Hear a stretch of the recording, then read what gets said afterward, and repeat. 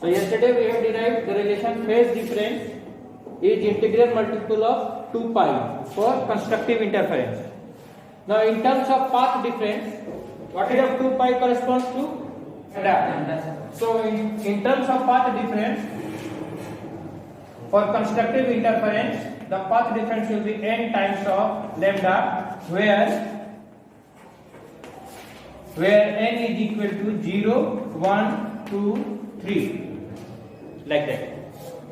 ये phase difference के term में है या पाथ डिफरेंस के टर्म में है? अगर पाथ डिफरेंस से पूछेंगे तो n times of lambda, phase difference n times of 2 pi. Now the next is for condition for destructive interference.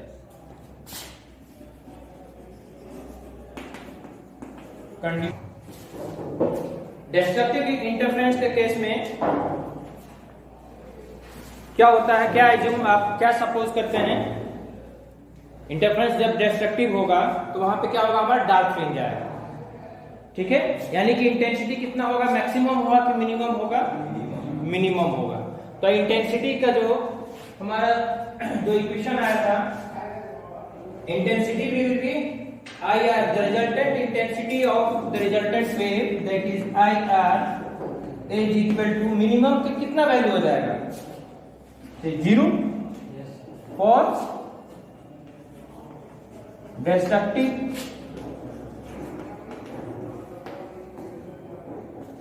IR 0. Now resultant intensity 0 होगा, it means that phase difference will be when IR will be equal to 0. Equation क्या है हमारा? 4I0, यही equation था ना हमारा I का, 4I0 cos square pi by 2. IR का हमारा ये इक्वेशन था, और ये this is equal to 4I0 cos square pi by 2 था. अब ये this becomes equal to 0, it means that cos phi, this implies that cos square phi by 2 is equal to 0, और phi by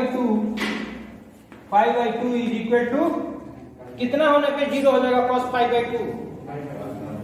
ये phi by 2 कितना होने से 0 हो जाएगा function? pi by 2. so this is your pi by 2, और इसमें pi by 2 जोड़ते जाइए. 3 pi by 2, 5 pi by 2, ये सारे वैल्यू पे cos का वैल्यू हमारा फंक्शन का 0 होता है. अब ये 5 by 2 is equal to pi by 2, but 5 will be equal to कितना हो जाएगा? pi. 2 into pi by 2 is pi, 2 into 3 pi by 2 is 3 pi, 5 pi. So these are the value for which the phase difference cos square pi by 2 will be equal to 0, means intensity will be the minimum. Now this phi, अब इसको general expression में हम कैसे लिखेंगे? आप देख रहे हैं कि यहाँ पे जो सीक्वेंस आ रहा है, ये ऑड नंबर का सीक्वेंस आ रहा है ना? इसको आप ऑड नंबर में कर दीजिए. This will give you 5 means 2n minus 1 times of pi, where n is equal to, अब यहाँ पे n 0 नहीं होगा, n यहाँ 1 से शुरू होगा. 1 2 3,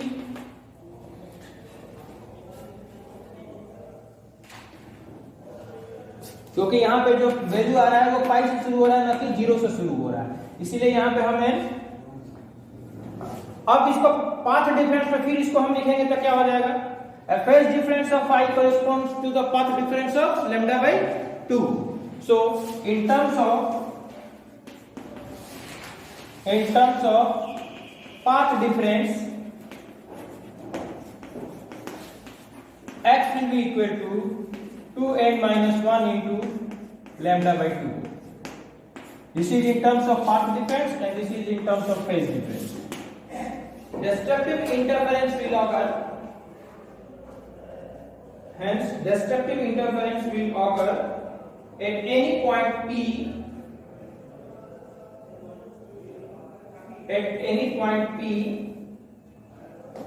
if the two waves arriving if the two waves arriving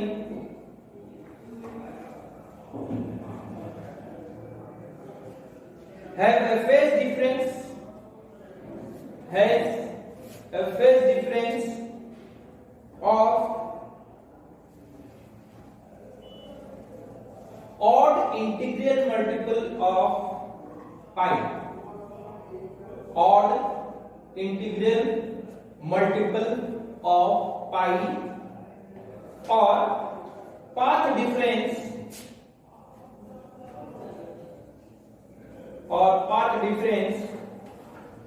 of odd integral multiple of lambda by 2. Now till now we have assumed that the two waves are of same frequency, same phase and same amplitude. यही assume किया था ना हमने, दोनों waves y1 y2 क्या assume किया था, y1 is equal to हमने एज्यूम किया था a not sin omega t, ठीक है, और y2 हमने क्या एज्यूम किया था a not sin omega t plus pi, यानी फेज डिफरेंस हमारा कांस्टेंट फेज डिफरेंस पाई था, और एम्पलीट्यूड दोनों का हमारा फिगर करके चलेंगे कि यदि एम्पलीट्यूड दोनों में फेज डिफरेंस कांस्टेंट है या जीरो फेज डिफरेंस तो है, लेकिन दोनों का अगर एम्पलीट्यूड हाई और लो है, उस केस में डिस्ट्रक्टिव इंटरफेरेंस और कंस्ट्रक्टिव इंटरफेरेंस का कंडीशन क्या होगा। ठीक है, हेडिंग आइए, when two waves have different amplitudes, main heading, when two waves have different amplitudes, say y1 is equal to a naught sin omega t and y2 is equal to b naught cos omega t.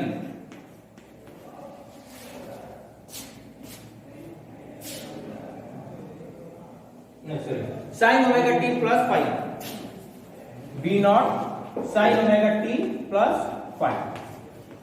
दो wave हमने लिया, दोनों wave में difference क्या था, अब इस condition में कि कांस्टेंट फेज डिफरेंस के साथ साथ वो दोनों वेवलेंथ का एम्पलीट्यूड भी हमारा डिफरेंट है, ठीक है। तो सेम प्रोसीजर से जब आप करेंगे इसको, रिजल्टेंट वेव y जब निकालेंगे at point P using superposition principle, यहां पे लिखिए using superposition principal,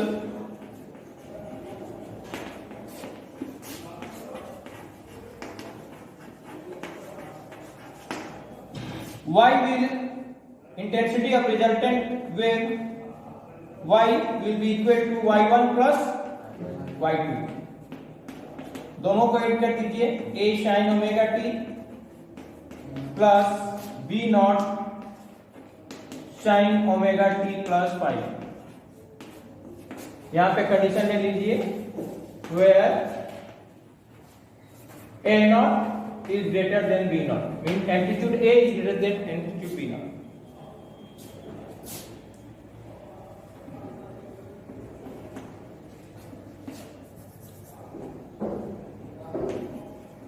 This will become a sin omega t as it is, plus इसको एक्सपांड कर देंगे sin a plus b के फॉर्म में, तो b naught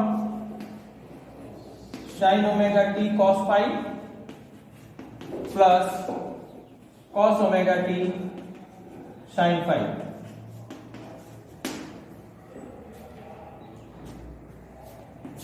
Simplifying this,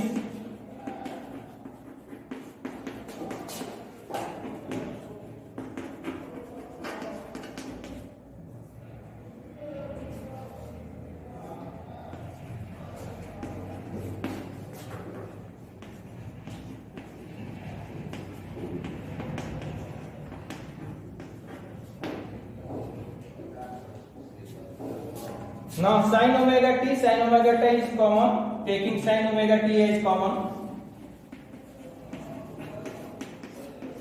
a naught plus b naught cos phi plus it remain as it is b naught cos omega t sin phi।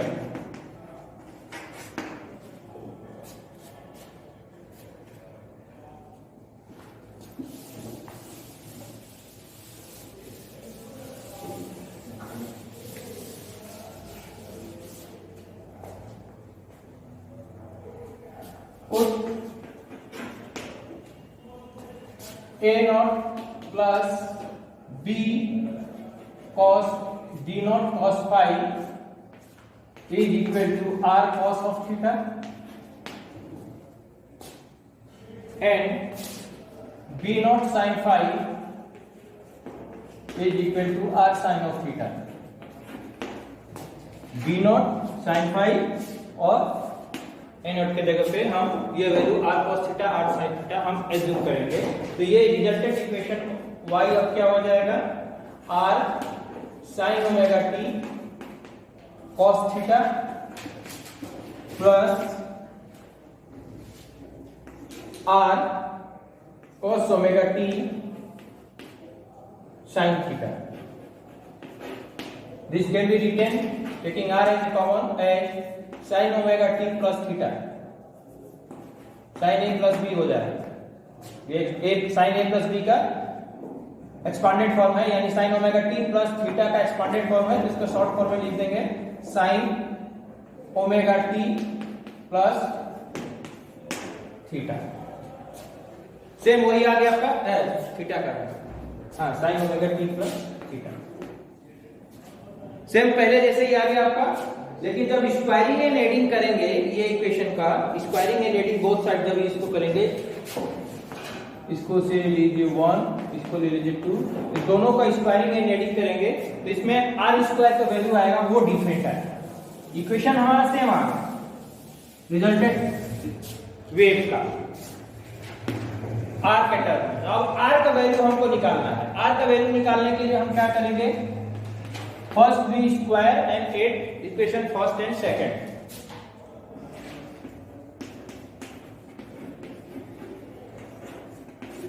इसको square left hand side में और इसका square right hand side में cos square theta कर दिए। लेकिन इसको भी स्क्वायर करके इसमें जोड़ना है, इसमें जोड़ दीजिए plus b square sine square phi, direct square कर दीजिए, यहाँ पे हो जाएगा r square sine square theta. इसमें जोड़ेंगे r square sine square theta. इस साइड में हमारा क्या हो जाएगा, इसको अब a प्लस बी का होल स्क्वायर फॉर्म में एक्सपांड करेंगे, a not square plus b not square cos square phi plus 2a not b not cos of phi, a plus B whole square के फॉर्म में expand किए हैं। और ये b square already square किए हुए हैं, तो b not square sine square phi ये हो जाएगा और इधर हो जाएगा r कॉमन लेके cos square plus sin square theta, that becomes 1, तो it becomes your r square. तो r स्क्वायर का वैल्यू सिंपलीफाई करेंगे, यहाँ पे देखिए a not square b not square cos phi और b not square sin phi, दोनों में b नॉट स्क्वायर कॉमन ले लेंगे तो बचेगा cos square phi plus sin square phi, तो ये हो जाएगा 1। तो यहाँ पे ये हो जाएगा a नॉट स्क्वायर तो है ही है, b नॉट स्क्वायर बच जाएगा प्लस ये टर्म बचेगा हमारा 2 a not b not cos of phi, this will become equal to r square. r square equal to a not square plus b not square plus 2 a not b not cos of phi, ठीक है। अब ये are तो सबसे पहले are ये जो समझिए, जो हम लोगों ने जो एक जनरलाइज इक्वेशन बनाया था by using the superposition of wave, उसमें y इक्वल का फाइनल जो वैल्यू आया था r sin omega p plus theta आया था, यही आया था ना। तो यहाँ पे r क्या है हमारा, इस इक्वेशन के लिए r यहाँ पे क्या हो जाएगा, एम्पलीट्यूड हो जाएगा, ठीक है। तो यहाँ पे जो है ये एम्पलीट्यूड ही है, ठीक है। तो यहाँ पे लिखिए व्हेन amplitude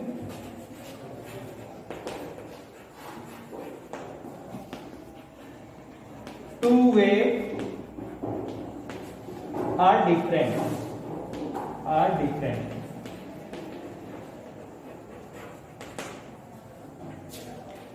उसके बाद वैसे ही हम putting r is equal to under root of a naught square b naught square plus 2 a naught b naught cos of phi in equation of resultant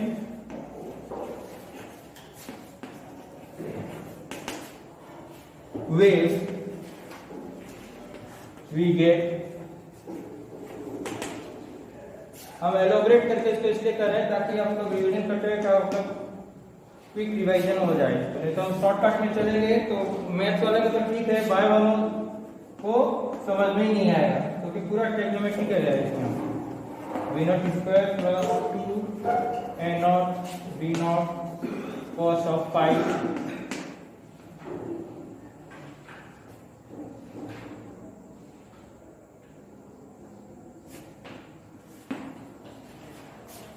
into sin of omega t plus theta.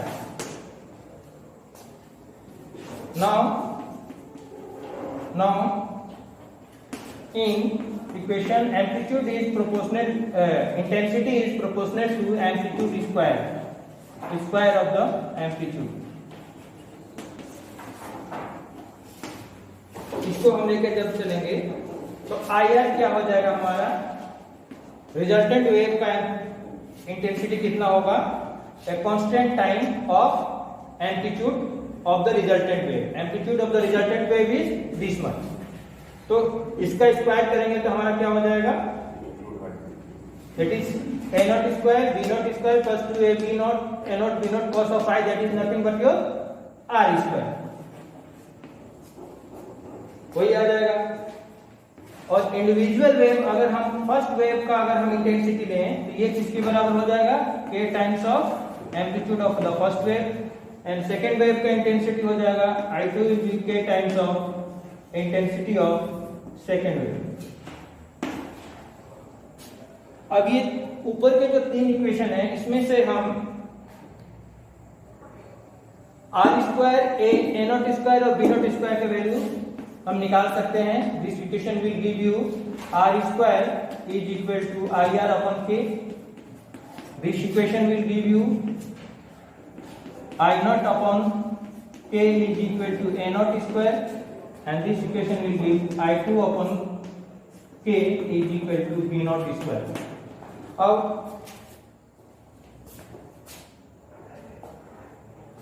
अब इस equation, ये जो value जो हमको आया, इस value को हमको इस इक्वेशन में रखते हैं। देयरफॉर r स्क्वायर की जगह में क्या लिखेंगे, I naught r upon k, a not square की जगह में I1 upon k plus I2 upon k,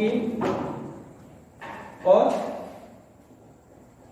ये हो जाएगा 2 प्लस 2 रूट ए नॉट का वैल्यू क्या हो जाएगा, ए नॉट का value under root of I1 upon k, और b नॉट का value under root 2 upon k cos of phi।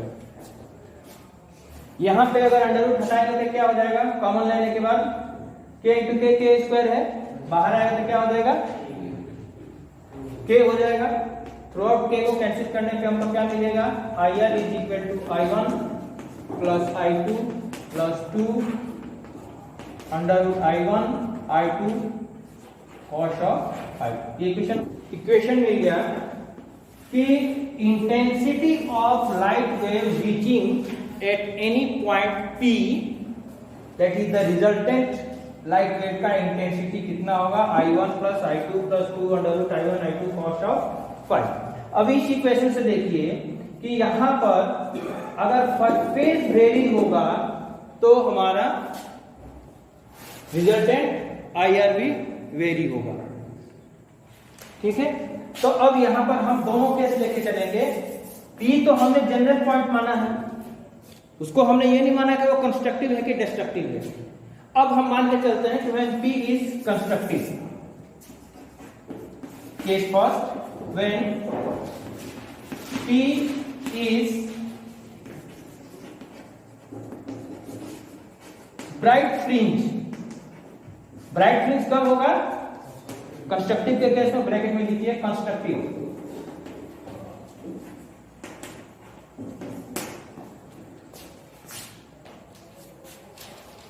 In that case, what will be the maximum value of IR? IR will become IR max, and that value will be equal to what?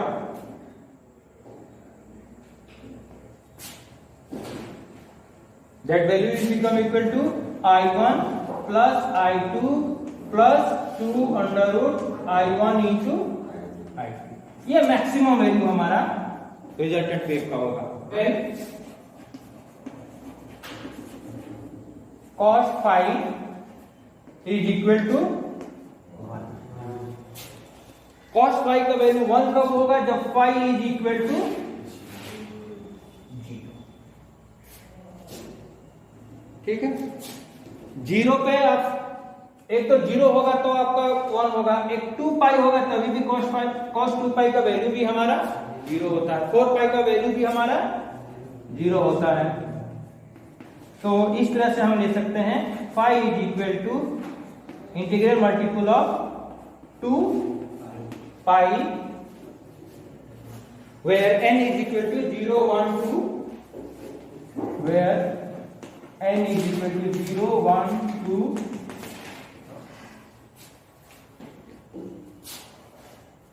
so this is for your constructive। now for destructive interference के लिए अब इसके साथ path difference के फॉर्मूले अगर इसको हम चेंज करेंगे, path difference x will be equal to n times 2 pi का क्या हो जाएगा? लैम्डा। ये this is in terms of path difference. जब वेवलेंथ लेंगे तो वो पाथ डिफरेंस के टर्म में हो जाएगा। अब इसके साथ एक और वैल्यू हमको निकालना है कि जब मैक्सिमम इंटेंसिटी होगा, कंस्ट्रक्टिव इंटरफेरेंस होगा, तो एम्पलीट्यूड जो हमने डिफरेंट लिया है वो एम्पलीट्यूड का मैक्सिमम वैल्यू कितना होगा वो भी हमको निकालना है, दैट इज r। ठीक है, तो यहां पे r का जो इक्वेशन था उसको अंडर रूट में आल्सो, यहां पे लिखिए also a0 square plus b0 square plus 2a0 v0 cos of pi, ये भी मैक्सिमम होगा। कंस्ट्रक्टिव के केस में एम्पलीट्यूड भी हमारा मैक्सिमम होगा। कब? जब cos phi इक्वल टू 1 होगा। तो r इज इक्वल टू, देखिए r max, and that will be equal to a0 plus b0 का सेकंड है r मैक्स, लिख लीजिए r max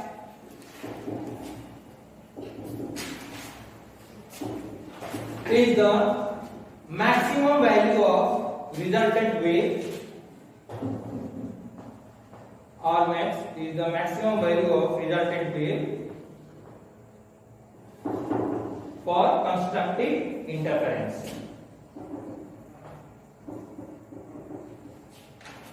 For constructive interference। Now case 2, for destructive interference or for dark fringe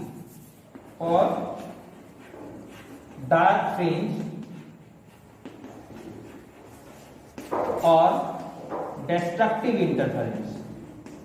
अगर हम P को हम destructive मान लें तो क्या होगा?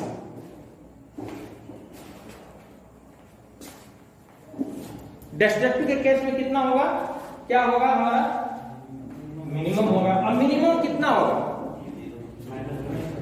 0। अच्छा एक मिनट, इसी बात को मैं वो करना चाहता था। देखिए जो हमारा रिजल्टेंट IR आया था, ये हमारा आया था IR इज इक्वल टू, ये क्या था? I1 स्क्वायर प्लस नहीं, स्क्वायर था ना, I1 plus I2 plus 2 under root I1 I2 cos of five.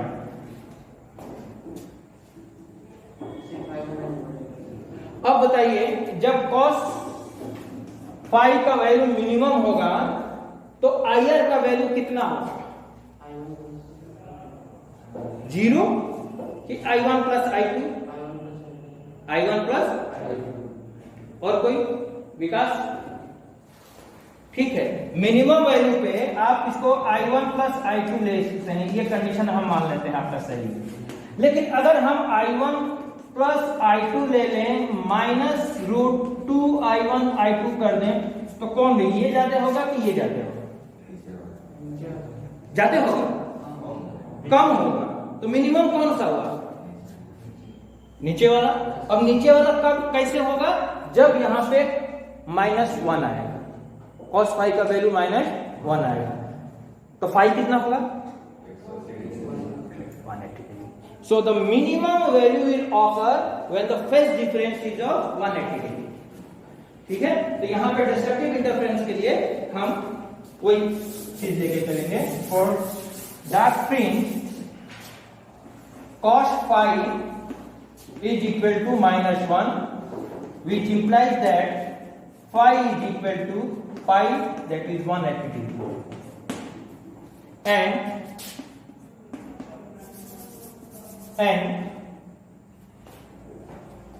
इसका मिनिमम वैल्यू इस केस में IR will be equal to IR will become R resultant minimum, which will be equal to I1 plus I2 minus 2 root I1 into I2। R का भी value निकाल लीजिए कि destructive के case में R का वैल्यू कितना होगा। Also R is equal to R minimum, and that will be equal to, this becomes your minus and this will also becomes your minus, hence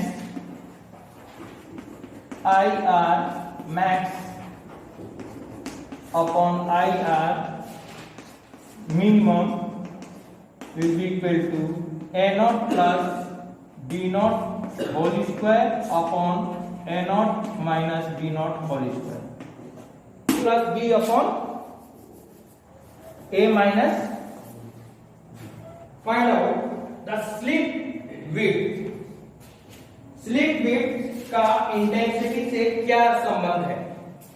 slit width हम किसको बोलते हैं? जो हमने S1 और S2 जो लिया था, ये हम S1 और ये हम S2 लिए थे, यहाँ पे S2, ये दोनों का सेंटर टू सेंटर डिस्टेंस कितना योंग्स ने कितना एज्यूम किया था? 0.5। अब स्लिट का विड्थ मींस ये ओपनिंग कितना है, से इट इज W। अगर ओपनिंग ज्यादा होगा तो इंटेंसिटी क्या होगा, या ओपनिंग अगर हम कम रखेंगे तो इंटेंसिटी क्या होगा? इसका रेशियो डायरेक्ट, इसमें डेरिवेशन नहीं है। Slit width is directly, intensity is directly proportional to slit width. If slit width is greater, intensity will be greater. If slit width is lesser, intensity will be lesser. So, slit width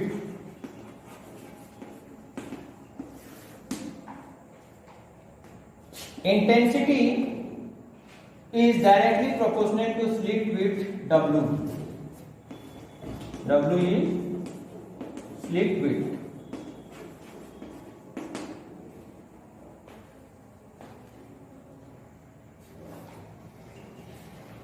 तो S1 slit S1 के लिए intensity I1 क्या होगा? It will be directly proportional to width of the slit 1। Slit S2 के लिए intensity होगा I2, which will be directly proportional to the width of the slit 2।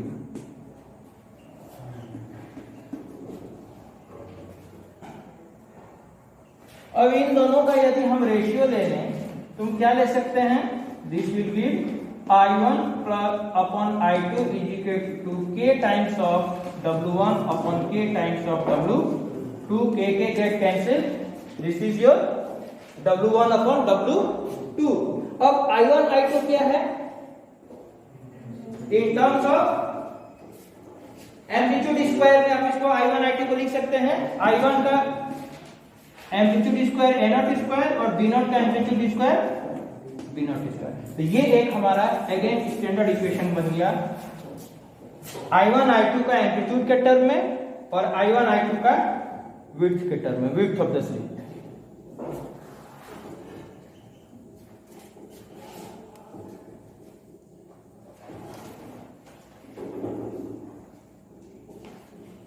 Now let us assume that if A0 is equal to B0, then what will happen? A0 equal to B0, it means that I1 will be equal to I2. ये दोनों intensity हमारे बराबर हो जाएंगे. Say if these two are equal, say the value is I0. See.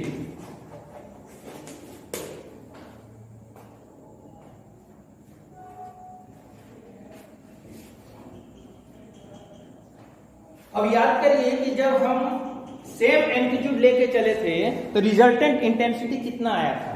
Maximum resultant intensity कितना आया था? 4I0 यही आया था ना. अब देखिए यहां पे भी आएगा आपका 4I0. यहां पे if A0 is equal to B0, then I1 is equal to I2, say I0, then इसका वैल्यू आप रखिएगा इसमें IR का रिजल्टेंट इक्वेशन को उसमें रखिए आप.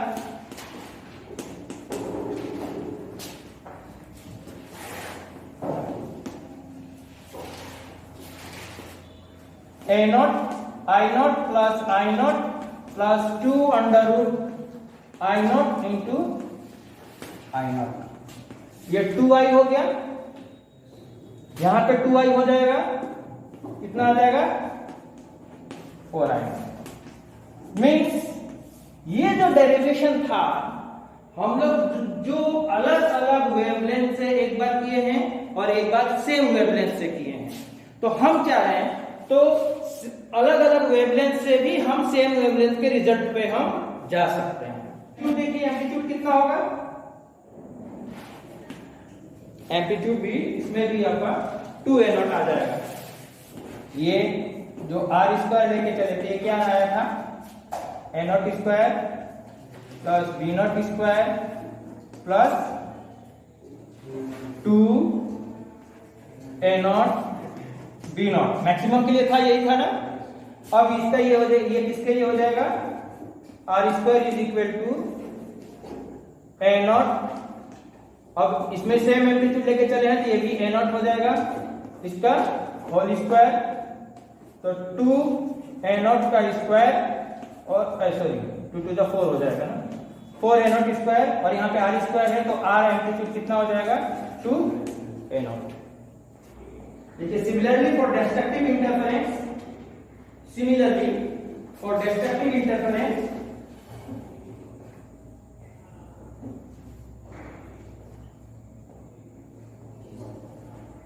IR will be equal to 0 and amplitude will be equal to 0. Now the next topic is to calculate the fringe width formed in the interference pattern.